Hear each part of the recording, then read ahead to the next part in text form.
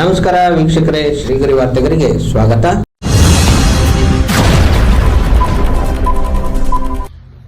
ದಿನಾಂಕ ಜುಲೈ 19, 2026ರಂದು ಮೈಸೂರು ಜಿಲ್ಲಾ ಕನ್ನಡ ಸಾಹಿತ್ಯ ಪರಿಷತ್ತಿನ ಅಧ್ಯಕ್ಷ ಮಡಿಕೆರೆ ಗೋಪಾಲ್ ಹಾಗೂ ಅವರ ಪತ್ನಿ ಶ್ರೀಮತಿ ಡಾ ಅನಸೂಯ ಅವರಿಗೆ ಆತ್ಮೀಯ ಅಭಿನಂದನೆ ಸಲ್ಲಿಸಲಾಯಿತು. ಹಾಗೂ ಲೋಕಾರ್ಪಣೆಯ ಕಾರ್ಯಕ್ರಮವನ್ನು ಸುತ್ತೂರು ಶ್ರೀ ಶಿವರಾತ್ರಿ ದೇಶಿಕೇಂದ್ರ ಸ್ವಾಮೀಜಿ, ಆದಿಚುಂಚನಗಿರಿ ಮೈಸೂರು ಶಾಖಾ ಮಠದ ಶ್ರೀ ಸೋಮೇಶ್ವರನಾಥ ಸ್ವಾಮೀಜಿ, ವಿಜಯನಗರದ ಶ್ರೀ ಯೋಗ ನರಸಿಂಹ ಸ್ವಾಮಿ ದೇವಸ್ಥಾನದ ಸಂಸ್ಥಾಪಕ ನಾಡೋಜ ಡಾ ಭಾಷ್ಯಂ ಸ್ವಾಮೀಜಿ, ಹಿರಿಯ ವಿದ್ವಾಂಸ ಡಾ ಹಂಪ ನಾಗರಾಜಯ್ಯ, ಹಿರಿಯ ಸಾಹಿತಿ ಸಿಪಿ ಕೃಷ್ಣಕುಮಾರ್ ಸಿಪಿಕೆ, ವಿಧಾನ ಪರಿಷತ್ ಸದಸ್ಯರಾದ ಡಾ ಡಿ ತಿಮ್ಮಯ್ಯ, ರಘು ಕೌಟಿಲ್ಯ, ಮಾಜಿ ಸಚಿವ ಬಿಬಿ ನಿಂಗಯ್ಯ, ವೈಡಿ ರಾಜಣ್ಣ, ರಾಜಶೇಖರ್ ಕದಂಬ, ನಾಗರಾಜ್ ಬೈರಿ, ಚಂದ್ರಶೇಖರ್ ಸಾಧಕರಿಗೆ ಸನ್ಮಾನ ಮತ್ತು ವಿದ್ಯಾರ್ಥಿಗಳಿಗೆ ಪ್ರತಿಭಾ ಪುರಸ್ಕಾರ ನೀಡಲಾಯಿತು. ಸ್ಥಳ ಕಲಾಮಂದಿರ, ಮೈಸೂರು. ಸುಮಾರು 40-50 ವರ್ಷಗಳ ಕಾಲ ಸಾಹಿತ್ಯ ಪರಿಷತ್ತಿನ ಒಡನಾಟದಲ್ಲಿದ್ದೇನೆ. ಒಂದು ಸಣ್ಣ ಉದಾಹರಣೆ ಹೇಳಬೇಕು ಅಂತಂದ್ರೆ, ಬೇರೆ ಬೇರೆ ಜಿಲ್ಲೆಗಳಿಗೆ ಹೋದಾಗ ಆ ಜಿಲ್ಲೆಗಳಲ್ಲಿ ಹಿಂದಿನ ಅಧ್ಯಕ್ಷರು ಮಾಯ ಆಗ್ಬಿಡ್ತಾರೆ. ಅದರಿಂದ ಸಿಗೋದೇ ಇಲ್ಲ, ಅದ್ರ ಹಿಂದಿನ ಅಧ್ಯಕ್ಷರು ಇವ್ರ ಜೊತೆ ಸೇರೋದೇ ಇಲ್ಲ ಅಂತ ಪರಿಸ್ಥಿತಿ ನಿರ್ಮಾಣ ಆಗ್ಬಿಟ್ಟಿದೆ. ಯಾಕೆ ಹಾಗಾಗ್ತಾ ಇದೆ ಅನ್ನೋದನ್ನ ಕಡಿಲಿಕ್ಕೆ ಸಾಧ್ಯ ಇಲ್ಲ. ಆದರೆ ನಮ್ಮ ಜಿಲ್ಲೆಯಲ್ಲಿ ಜೀವಂತವಾಗಿರುವ ಎಲ್ಲ ಅಧ್ಯಕ್ಷರುಗಳು ನಮ್ಮ ಜೊತೆಯಲ್ಲಿ ಇದ್ದಾರೆ, ನಮಗೆ ಶ್ರೀಗತಿಯಾಗಿ ನಿಂತಿದ್ದಾರೆ. ನಾನು ಹೆಮ್ಮೆಗೆ ಹೇಳ್ಕೊಳ್ತಾ ಇಲ್ಲ ಈ ವಿಷಯವನ್ನ. 2008ರಲ್ಲಿ ಚುನಾವಣೆ ಆದಾಗ ನಾನು ಇಲ್ಲಿ ಒಂದೆರಡು ವಿಷಯಗಳನ್ನು ಸ್ಮರಣೆ ಮಾಡಬೇಕು. ಯಾಕಂದ್ರೆ ಇಲ್ಲಿ ಯುವಕರು ಅನೇಕರಿದ್ದಾರೆ. ನನಗೆ ಸನ್ಮಾನ ಸಮಾರಂಭವನ್ನು ಸಾಹಿತ್ಯ ಪರಿಷತ್ತಿನ ಆಯೋಜನೆ ಮಾಡಿದ್ವಿ. ದೇವರೇಗೌಡರು ಆ ಸಂದರ್ಭದಲ್ಲಿ ಉದ್ಘಾಟನೆ ಮಾಡಲಿಕ್ಕೆ ಬಂದಿದ್ದರು. ಕಾರ್ಯಕ್ರಮ ಆರಂಭ ಆಯಿತು. ನಾನು ಭಾರಿ ಹೊಸ ಬಟ್ಟೆಯನ್ನು ಡಿಸ್ಟನ್ನು ಹಾಕೊಂಡು ಭಾರಿ ಜಮ್ಮದಿಂದ ಏನು ದೊಡ್ಡ ಅಧಿಕಾರ ಅಂತ ತಿಳ್ಕೊಂಡು ನಾನು ವೇದಿಕೆ ಮೇಲೆ ಹೋಗಿ ಕುಳಿತುಕೊಂಡಾಗ ದೇವರೇಗೌಡರು ಸ್ವಲ್ಪ ಹೀಗೆ ದೀಕ್ಷೆ ನೋಡ್ತಾ ಇದ್ದೆ. ಕಾರ್ಯಕ್ರಮ ಆರಂಭ ಆಯಿತು. ಪ್ರಾರ್ಥನೆಯನ್ನು ಮಾಡಿದ ನಂತರ ನಮ್ಮ ದೌರ್ಬಲ್ಯವೋ ಏನೋ ಗೊತ್ತಾಗ್ತಾ ಇಲ್ಲ, ನಾಡಗೀತೆಯನ್ನು ಹಾಡೋರು ಬರಲಿಲ್ಲ. ಆಯ್ತು, ಸ್ಟಾರ್ಟ್ ಮಾಡಿ, ನಾಡಗೀತೆ ಪ್ರಾರ್ಥನೆ ಮಾಡಿದ್ವಲ್ಲ ಅಂತ ಹೇಳಿ ದೇವೇಗೌಡರ ಪಕ್ಕದಲ್ಲಿ ಛತ್ರಿ ಹಿಡ್ಕೊಂಡು ಕೊಡ್ತಿದ್ದೆ. ಛತ್ರಿ ತಲೆ ಮೇಲೆ ನೋಡಿದ್ದಿಲ್ಲ.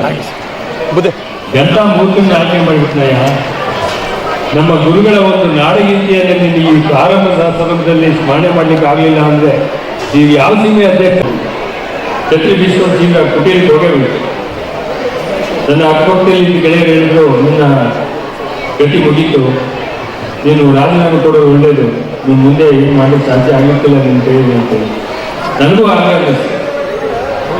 ಇದೇ ತೀರ್ಮಾನ ಮಾಡಿಕೊಂಡು ಮನೆಗೆ ಹೋಗಿ ಇನ್ನು ಬೆಳಿಗ್ಗೆ ಎಲ್ಲ ಹೊಸ ನಿಮಗೆ ಯಾಕೆ ಬೇಕಾಗಿದೆ ಕಂಡವ್ರಿಗೆಲ್ಲ ಅನಿಸ್ಕೊಂಡು ಬೈಸ್ಕೊಂಡು ಈಗ ಯಾವ ನಮ್ಮ ಮನೆಗಳ ಅಂತ ತಿಳ್ಕೊಂಡು ರಾಜೀನಾಮೆ ಕೊಡಲಿಕ್ಕೆ ಎಲ್ಲ ಸಿದ್ಧತೆಯನ್ನು ಮಾಡಿಕೊಂಡು ಮನೆಗೆ ಹೋದ. ಬೆಳಿಗ್ಗೆ 9 ಗಂಟೆಗೆ ಒಂದು ದೂರವಾಣಿ ಕರೆ ಬಂತು ಮಡಿಕೇರಿಯವರು, ನೀವು ಸ್ವಲ್ಪ ಬನ್ನಿ, ನೀವು ನೋಡಬೇಕು ಅಂತ ಹೇಳಿದ್ರು. ನಿಜವಾಗ್ಲೂ ನನಗೆ ದೇವರೇಗೌಡರ ಧ್ವನಿ ಅಂತ ಗೊತ್ತಾಗಲೇ ಇಲ್ಲ. ರಾತ್ರಿ ಎಲ್ಲ ದೇಶಾಂತದಲ್ಲ ಯಾವ ದೇವರೇಗೌಡರು ಅಂತ ಕೇಳಿದೆ. ನಾನಪ್ಪ ಯಾವ ದೇವರೇಗೌಡರು ಅಂತ. ಅವರು ಕುಲಪತಿ ಆಗಿದ್ದಾರಪ್ಪ, ಇವೆಲ್ಲ ಕನ್ನಡದ ಕುಲಪತಿ ಅಂತ ಗುರುಗಳೇ ಬಂದ ತಪ್ಪಾಯ್ತು, ನನಗೆ ಗೊತ್ತಾಗಲಿಲ್ಲ, ಧ್ವನಿಗಳು ಗೊತ್ತಾಯ್ತು, ನೀವು ಏನೋ ಸ್ಥಿತಿಯಲ್ಲಿ ಇದ್ದೀನಿ, ನಾನು ಸ್ವಲ್ಪ ನಿನ್ನೆ ಮನಸ್ಸಿಗೆ ನೋವಾಗಿ ನಡ್ಕೊಂಡಿದ್ದೇನೆ ಅಂತ ಅಂದ್ಕೊಂಡು ಕುಟೀರಿಗೆ ಬನ್ನಿ ಅಂತ ಹೇಳಿ ಅವರ ಕುಟೀರಕ್ಕೆ ಹೋದಾಗ ನಮ್ಮ ಗೆಳೆಯರೆಲ್ಲ ನಾಯಿ ಖಚಿತ ನೋಡು ಅಂತ ಹೇಳಿದ್ರು. ಆಮೇಲೆ ಹೋದ ತಕ್ಷಣ ಅವರು ಕುಟೀರದ ಬಾಗಿಲನ್ನು ತೆಗೆದುಕೊಂಡು ಹೊರಗಡೆ ಹೋಗ್ಕೊಂಡು ಅಲ್ಲಿ ಶುರು ಮಾಡ್ತಾರೆ. ನಾನು ಏನು ಪಾಪದ ಕೆಲಸ ಮಾಡಿದ್ದೀನಿ ಅಂತೇಳಿ, ನಾನು ಏನು ಮಾಡಿದ್ದೀನಿ ತಪ್ಪು ಹೊರಗಡೆ ಅಂತ. ನೀನು ಏನು ಮಾಡಿದಪ್ಪ? ನಾನು ತಪ್ಪು ಮಾಡಿದ್ದೀನಿ, ಆ ತಪ್ಪು ಕ್ಷಮೆ ಕೇಳಬೇಕು ನಿನ್ನ ಹತ್ರ. ನೀನು ಇಷ್ಟು ವರ್ಷಗಳ ಸಾಲ 25 ವರ್ಷಗಳಿಂದ ನಾನು ನೋಡ್ತಾ ಇದ್ದೇನೆ, ಸಂಚಾಲಕನಾಗಿ ನೀನು ಕೆಲಸ ಮಾಡ್ಕೊಂಡಿದ್ದೀಯ, ಒಳ್ಳೆಯ ಕೆಲಸಗಾರ ಅಂತ ನೀನು ಆಯ್ಕೆ ಮಾಡಿದ್ವಿ. ನಾಡಗೀತೆ ಆಗಲಿಲ್ಲ ಅಂತ ನನಗೆ ನೋವಾಯಿತು. ಆ ಕಾರಣಕ್ಕೆ ನಿಮಗೆ ಆ ಸಭೆಯಲ್ಲಿ ಅವಮಾನದ ರೀತಿಯಲ್ಲಿ ಮಾತನಾಡಿದೆ.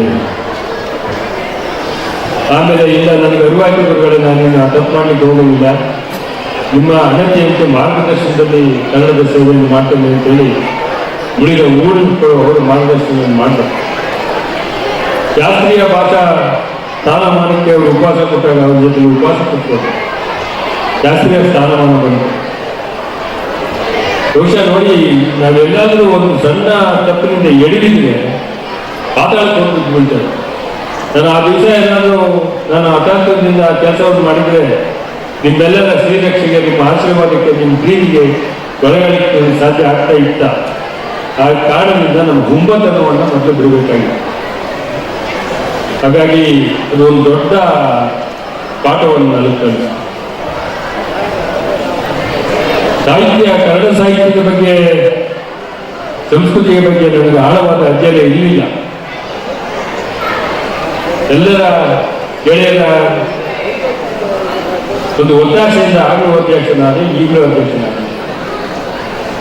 ಈಗ ಅಧ್ಯಕ್ಷನಾಗಿದ್ದು ಒಂದು ಸಭೆಯನ್ನು ಸೇರಿ ಸಿಪಿಕೆ ಅವರ ಅಧ್ಯಕ್ಷದ ಒಂದು ಸಭೆ ನಡೆಯಿತು. 25 ಜನ ನಮ್ಮ ಗೆಳೆಯರೆಲ್ಲ ಎಲ್ಲ ಸಮರ್ಥರೇ, ನನ್ನಿಂದ ಸಮರ್ಥರಾದ ವ್ಯಕ್ತಿಗಳೇ ನಿಂತಿದ್ರು. ಅದ್ಯಾಕೋ ಸಿಪಿಕೆ ಅವರು ಮತ್ತೆ ಎಲ್ಲ ಗಣ್ಯರೆಲ್ಲ ಸೇರ್ಕೊಂಡು ನಿಮ್ಮನ್ನು ಅವಿರೋಧವಾಗಿ ಆಯ್ಕೆ ಮಾಡ್ತೀವಿ, ನೀವು ಚುನಾವಣೆ ನಿಲ್ಲೋದು ಬೇಡ ಅಂತೇಳಿ ನನ್ನನ್ನು ಆಯ್ಕೆ ಮಾಡಿದ್ರು. ಚುನಾವಣೆ ನನ್ನ ಜೊತೆಲಿರ್ತಕ್ಕಂಥ ಗೆಳೆಯರೇ ಒಂದು 2-3 ಜನ ನಿಂತ್ಕೊಂಡ್ರು. ನನಗೂ ಆಗ ಅನ್ನಿಸ್ತು, ಪಾಪ ಅವರಿಗೆಲ್ಲ ಅವಕಾಶ ಮಾಡಿಕೊಡ್ಬೇಕಾಗಿತ್ತು, ನಾವು ಮತ್ತೆ ನಿಂತು ತಪ್ಪಾಗಿದ್ದೇನೋ ಅಂತ ಅಂದ್ಕೊಂಡೆ. ಆದರೆ ಈ ಹಿರಿಯರ ಪ್ರೀತಿ ನನ್ನ ಚುನಾವಣೆ ನಿಲ್ಲಿಕ್ಕೆ ಮಾಡಿತು. ಅದೇ ಸಂದರ್ಭದಲ್ಲಿ ಕೊರೋನಾ ಬಂತು. ನಾನು ಚುನಾವಣೆ ಇಡೀ ಸಂದರ್ಭದಲ್ಲಿ ಆಸ್ಪತ್ರೆಯಲ್ಲಿದ್ದೆ. ನಮ್ಮ ಗೆಳೆಯರೆಲ್ಲ ಬೇರೆ ಬೇರೆ ತಾಲೂಕಿನ ಹೋಗಿ ಮಡಿಕೇರಿ ಗೋಪಾಲ್ ಅವರು ಮೈಸೂರು ತಾಲೂಕಿನಲ್ಲಿದ್ದಾರೆ, ನಂಜನಗೂಡು ಹೋಗಿ ಈನರ್ಷಪದ ತಾಲೂಕಿನಲ್ಲಿ ಚುನಾವಣೆಯಲ್ಲಿದ್ದಾರೆ. ನಾಳೆ ಬರ್ತದೆ ಅಂತೇಳಿ ಹೀಗೆ ನನ್ನನ್ನು ಚುನಾವಣೆ ನಿಲ್ಲಿಸಿ, ಚುನಾವಣೆ ಆದ ಸಂದರ್ಭದಲ್ಲಿ ನನಗೆ ನೋವಿತ್ತು, ನಾನು ನಿಲ್ಬಾರ್ದಾಗಿತ್ತು. ನಾನು ಆಸ್ಪತ್ರೆಯಲ್ಲಿ, ನಮ್ಮ ಯೋಗಣ್ಣವರು ಇಲ್ಲಿ ಇಲ್ಲ, ಅವರು ಆಸ್ಪತ್ರೆಯಲ್ಲಿ ಸೇರಿಸಿದ್ರು. ಪೂರ್ವ ದಿಕ್ಕಿಗೆ ಮುಖ ಮಾಡಿ ಬೆಳಿಗ್ಗೆ ಎದ್ದು ಮುಖ ತೊಳೆದು ದೇವರಿಗೆ ನಮಸ್ಕಾರ ಮಾಡ್ತಾ ಇದ್ದೆ. 5 ಓಟ ಜಾಸ್ತಿ ಕೊಡ್ಸಪ್ಪ, 2000 ಓಟ್ ಜಾಸ್ತಿ ಬಂದು ಚಪ್ಪಾಳೆ ಹೊಡೆಯುವುದು. ಇದಕ್ಕೆ ನಾನು ಅಂತ ಅಲ್ಲ, ನಾನು ಅಂತ ಬರಲಿಲ್ಲ. ನಿಮ್ಮೆಲ್ಲರ ಪ್ರೀತಿ, ನಿಮ್ಮ ಜೊತೆಲಿರ್ತಕ್ಕಂಥ ಪ್ರೀತಿ ಅದನ್ನು ಬೆಳೆಸ್ಕೊಡುತ್ತೆ. ಹಾಗಾಗಿ ಯಾವುದೇ ವ್ಯಕ್ತಿ ಒಂದು ಸಂಸ್ಥೆಗೆ ಏನಾದರೂ ಸೇವೆ ಮಾಡಬೇಕು ಅಂತ ಹೋದರೆ ನೀವು ಸುಮ್ಮನೆ ಜೋಡಿಸ್ಕೊಂಡ್ರೂ ಸಾಕು, ನಿಮ್ಮ ಎಲ್ಲ ಶಕ್ತಿಯನ್ನು ನೀಡಿಬಿಡುತ್ತೆ. ನನಗೆ ಈ ಶಕ್ತಿ ನಿಮ್ಮನ್ನು ನೋಡಿದ ತಕ್ಷಣ ನನಗೆ ಒಂಥರ ನಾಚಿಕೆನೂ ಆಗ್ತಾ ಇದೆ. ನಾನು ಏನು ಮಾಡಿದ್ದೇನೆ ಅಂತ ಈ ಪ್ರೀತಿ ತೋರಿಸ್ತಾ ಇದ್ದೀವಿ ಅಂತ ನನಗೆ ಗೊತ್ತಾಗ್ತಾ ಇದೆ. ಹಾಗಾಗಿ ಈ ಸಣ್ಣ ಕಾರ್ಯಕ್ಕೆ ದೊಡ್ಡ ಗೌರವವನ್ನು ಕೊಟ್ಟು ನಾನು ಮುಂದಿನ ನನ್ನ ಆಯಸ್ಸು ಇರುವ ಸಂದರ್ಭದಲ್ಲಿ ಈ ಕನ್ನಡಕ್ಕೆ ಇನ್ನೂ ಅತ್ಯುತ್ತಮವಾದ ಕೆಲಸವನ್ನು, ಸೇವೆಯನ್ನು ಮಾಡಬೇಕು ಅಂತ ತೀರ್ಮಾನ ಮಾಡಿದ್ದೇನೆ, ಮಾಡ್ತೇನೆ. ಹಾಗಾಗಿ ಈಗ 2 ಗಂಟೆ ಆಗಿದೆ, ನೀವೆಲ್ಲ 8 ಗಂಟೆಗೆ ಬಂದಿದ್ದೀರಿ. ಅದು ಏನಿದೆ ಈ ಸಂತೋಷ, ಏನು ಹೆಮ್ಮೆ, ಇದಕ್ಕೆಲ್ಲ ಕಾರಣ ಕಂದ, ದುಡಿ, ಈ ನಾಡು, ನಾನು ಅಂತ ಅಲ್ಲ.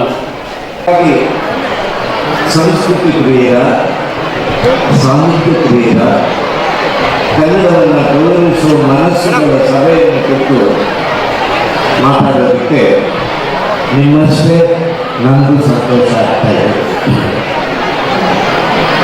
ಅವರು ಅಭಿನಂದನಾ ಭಾಷಣ ಈಗಾಗಲೇ ಒಂದು ಥರದಲ್ಲಿ ಮಾಡಿದ್ದಾರೆ. ಅವರ ಮಾತುಗಳಲ್ಲಿ ಇದು ವ್ಯಕ್ತವಾಗಿದೆ. ವಿಶ್ವಕವಿ ಕುವೆಂಪು ಅವರ ಸುಪುತ್ರರು, ಸುವಿಖ್ಯಾತ ಲೇಖಕರು ಆದಂತಹ ಪೂರ್ಣಚಂದ್ರ ತೇಜಸ್ವಿಯವರು ತಮ್ಮ ವಿದ್ಯಾಭ್ಯಾಸದ ನಂತರ ಮೈಸೂರು ಬಿಟ್ಟು ಮೂಡಿಗೆರೆಗೆ ಹೋಗುವಿಲ್ಲ ನನ್ನ ಒಲುಮೆ ನಾಡಿಗೆ ಅಂತ ಕುವೆಂಪು ತಮ್ಮ ಬದುಕಿನುದ್ದಕ್ಕೂ ತಮ್ಮ ಮಲೆನಾಡಿನ ಕುರಿತು ಧ್ಯಾನಿಸಿದರು. ತೇಜಸ್ವಿಯವರು ಮಲೆನಾಡಿಗೆ ಹೊರಟೇ ಬಿಟ್ಟರು. ಕೃಷಿಕರಾಗಿ ಹೊಸ ಬದುಕನ್ನು ಕಟ್ಟಿಕೊಂಡರು. ತೇಜಸ್ವಿಯವರು ಮೈಸೂರು ಬಿಟ್ಟು ಮೂಡಿಗೆರೆಗೆ ಹೋದರು. ಗೋಪಾಲರವರು ಮೂಡಿಗೆರೆಯಿಂದ ಮೈಸೂರಿಗೆ ಬಂದರು. ಸಾಂಸ್ಕೃತಿಕ ಲೋಕದಲ್ಲಿ ಆದಂತಹ ಈ ವಿನಿಮಯ ಏನಿದೆ, ಒಬ್ಬ ವ್ಯಕ್ತಿ ಅಲ್ಲಿ ಹೋಗೋದು, ಇನ್ನೊಬ್ಬ ವ್ಯಕ್ತಿ ಅಲ್ಲಿಂದ ಇಲ್ಲಿ ಬರೋದು, ಈ ಒಂದು ಸಾಂಸ್ಕೃತಿಕ ಲೋಕದ ವಿನಿಮಯ ಬಹಳ ಅರ್ಥಗರ್ಭಿತವಾದಂತಹದ್ದು. ತೇಜಸ್ವಿ ಮಹಾನ್ ಪ್ರತಿಭಾವಂತರು. ಅದಕ್ಕೆ ಅವರು ಸಾರ್ವಜನಿಕ ಲೋಕಕ್ಕೆ ನೀಡಿರುವಂತಹ ಕೃತಿಗಳೇ ಸಾಕ್ಷಿ. ಅವರು ಇನ್ನಷ್ಟು ದಿನ ಬದುಕಿದ್ರೆ ಖಂಡಿತವಾಗಿ ಕನ್ನಡಕ್ಕೆ ಇನ್ನೊಂದು ಜ್ಞಾನಪೀಠ ಪ್ರಶಸ್ತಿ ಲಭ್ಯವಾಗ್ತಾ ಇತ್ತು. ಇಲ್ಲಿ ತೇಜಸ್ವಿ ಮೂಡಿಗೆರೆ ಹೋದದ್ದು, ಗೋಪಾಲ್ ಮೈಸೂರಿಗೆ ಬಂದದ್ದು, ಇವೆರಡನ್ನೂ ನೋಡಿದಾಗ ಮೇಲ್ನೋಟಕ್ಕೆ ಇದು ಅಸಿಮೆಟ್ರಿಕಲ್ ಕಂಪ್ಯಾರಿಸನ್ ಅಂತ ಗಮನಿಸಬಹುದು. ಆದರೆ ಗೋಪಾಲ್ ಅವರು ಈ 3-4 ದಶಕಗಳಲ್ಲಿ ಸಾರ್ವಜನಿಕ ಹಾಗೂ ಸಾಂಸ್ಕೃತಿಕ ಸಾಹಿತ್ಯಿಕ ರಂಗಗಳಲ್ಲಿ ತೆಗೆದುಕೊಂಡಿರುವ ರೀತಿಯನ್ನು ಗಮನಿಸಿದರೆ ಖಂಡಿತ ಈ ಹೋಲಿಕೆ ಅದು ಅಸಾಧ್ಯ ಅಂತ ಅನಿಸೋದಿಲ್ಲ. ತೇಜಸ್ವಿ ಸಾಹಿತಿ ಗೋಪಾಲ್ ಅವರೇ ಸಫಲ ಹೇಳಿಕೊಂಡಿರುವಂತೆ ಸಾಹಿತ್ಯ ಪರಿಚಾರಕ. An organizer is one who brings structure, order, systematic planning to a task, event or space. An organizer translates high-level goals and ideas into concrete architecture and plans. Gopal ಅವರು 2008ರಲ್ಲಿ ಮೊದಲ ಬಾರಿಗೆ ಮೈಸೂರು ಜಿಲ್ಲಾ ಕನ್ನಡ ಸಾಹಿತ್ಯ ಪರಿಷತ್ತಿನ ಅಧ್ಯಕ್ಷರಾಗಿ ಚುನಾಯಿತರಾದಾಗ ಸಾಹಿತ್ಯ ವಲಯದಲ್ಲಿ ಸಾರ್ವಜನಿಕರನ್ನು ಸೇರ್ಪಡೆ ಮಾಡುವ ಒಂದು ವಿನೂತನವಾದ ವಿಧಾನವನ್ನು ಅವರು ಅನುಷ್ಠಾನಕ್ಕೆ ತಂದರು. 2021ರಲ್ಲಿ 2ನೇ ಬಾರಿಗೆ ಅವರು ಆಯ್ಕೆಯಾದಾಗ ವರಿಷ್ಠತೆ ಜ್ಯೇಷ್ಠತೆ ಅವರ ಪ್ರಾಪ್ತ ಆಗಿತ್ತು. ಆ ಹಿರಿತನದ ಬೆಳಕಿನಲ್ಲಿ ಸಮಾಜದ ಎಲ್ಲರನ್ನೂ ಒಳಗೊಂಡು ಸಾಹಿತ್ಯ ಸೇವೆ ಮಾಡುವಂತಹ ಪ್ರೌಢಿಮೆ ಅವರ ಬದಲು ಬಂದಿತ್ತು. ಇವತ್ತು ನಾವು ಅವರ 77ನೇ ಹುಟ್ಟುಹಬ್ಬವನ್ನು ಸಂಭ್ರಮಿಸ್ತಾ ಇದ್ದೇವೆ. ಒಬ್ಬ ವ್ಯಕ್ತಿಯ ಜೀವನದಲ್ಲಿ 77 ಒಂದು ಮೈಲಿಗಲ್ಲು. ಇದು ಬೈಬಲ್ನಲ್ಲಿ ವ್ಯಕ್ತವಾಗುವಂತಹ ಒಂದು ಸತ್ಯ. ಪೀಟರ್ ಯೇಸುವಿನ ಬಳಿ ಬಂದು, ಪ್ರಭು, ನನ್ನ ಸೋದರ ಅಥವಾ ಸೋದರಿ ನನ್ನ ವಿರುದ್ಧ ಎಷ್ಟು ಬಾರಿ ಪಾಪ ಎಸಗಿದರೆ ಅವರನ್ನು ಕ್ಷಮಿಸಬಹುದು ಅಂತ ಪ್ರಶ್ನೆ ಮಾಡ್ತಾರೆ ಪೀಟರ್. ಅದಕ್ಕೆ ಯೇಸು ಕ್ರಿಸ್ತರು ಹೇಳ್ತಾರೆ, ನನ್ನ ಪ್ರಕಾರ ಬರೀ 7 ಬಾರಿ ಇಲ್ಲ, 77 ಬಾರಿ ನಿನ್ನ ವಿರುದ್ಧ ಅವರು ಪಾಪ ಎಸಗಿದ್ರು ನೀನು ಕ್ಷಮಿಸಬೇಕು ಅಂತ ಯೇಸು ಮಹಾಪ್ರಭು ಹೇಳ್ತಾರೆ. ಆದ್ದರಿಂದ ಉಳಿದಂತೆ ನಮ್ಮ ಮನೆ ಮಹದೇಶ್ವರರು 77 ನೆಲೆಗೊಂಡವರು. ಹಾಗಾಗಿ ಮಡಿಕೇರಿ ಗೋಪಾಲ್ ಅವರು 77ನೇ ಹುಟ್ಟುಹಬ್ಬ ತುಂಬಾ ಮಹತ್ವದಿಂದ ಕೂಡಿದ್ದು. ನಾವು ದವಸಗಳನ್ನು ಅಳೆಯುವಾಗ 6 ಆದಮೇಲೆ ಹೆಚ್ಚಿಗೆ ಅಂತ ಹೇಳ್ತೀವಿ. 77 ಆದಮೇಲೆ ಗೋಪಾಲ್ ಅವರ ವಯಸ್ಸು ಹೆಚ್ಚುತ್ತಾ ಹೋಗಲಿ ಅಂತ ನಾವು ಪ್ರಾರ್ಥಿಸೋಣ. ಅವರಿಗೆ ಆಯುಷ್ಯ ಹೆಚ್ಚಾದರೆ ಈಗಾಗಲೇ ಸವಿ ನಿರೂಪಣೆ ಮಾಡ್ತಾ ಹೇಳಿದ ಹಾಗೆ ಇಡೀ ಸಮಾಜಕ್ಕೆ ಲಾಭ. ಅವರಿಗೆ ಆಯುಷ್ಯ ಹೆಚ್ಚಾಗಲಿ ಅನ್ನೋದ್ರಲ್ಲಿ ನಮ್ಮ ಸ್ವಾರ್ಥ ಕೂಡ ಅರಿವಿದೆ. ಯಾಕಂದ್ರೆ ಅವರಿಂದ ಉತ್ತಮೋತ್ತಮ ಕೆಲಸಗಳು ಅದನ್ನು ನಾವು ನಿರೀಕ್ಷೆ ಮಾಡಿಕೊಳ್ಳುವುದು. ಗೋಪಾಲ್ ಅವರು ತಮ್ಮ ವಿದ್ಯಾಭ್ಯಾಸ ಕಾಲದಲ್ಲೇ ಸಮಾಜ ಸೇವೆಗೆ ತೊಡಗಿಕೊಂಡವರು. ಈ ಲೀಡರ್ಶಿಪ್ ಕ್ವಾಲಿಟಿ ಅನ್ನೋದು ಅವರಿಗೆ ಚಿಕ್ಕ ವಯಸ್ಸಿನಲ್ಲೇ ವ್ಯಕ್ತಿಗತವಾಗಿ ಬಂದಿರತಕ್ಕಂಥದ್ದು. ಮತ್ತೆ ಮುಂದಿನ ವಾರ್ತೆಗರಿಯಲ್ಲಿ ಭೇಟಿಯಾಗೋಣ. ಶ್ರೀಗರಿ, ನಿಮ್ಮ ಮನದಾಳದ ಗರಿ.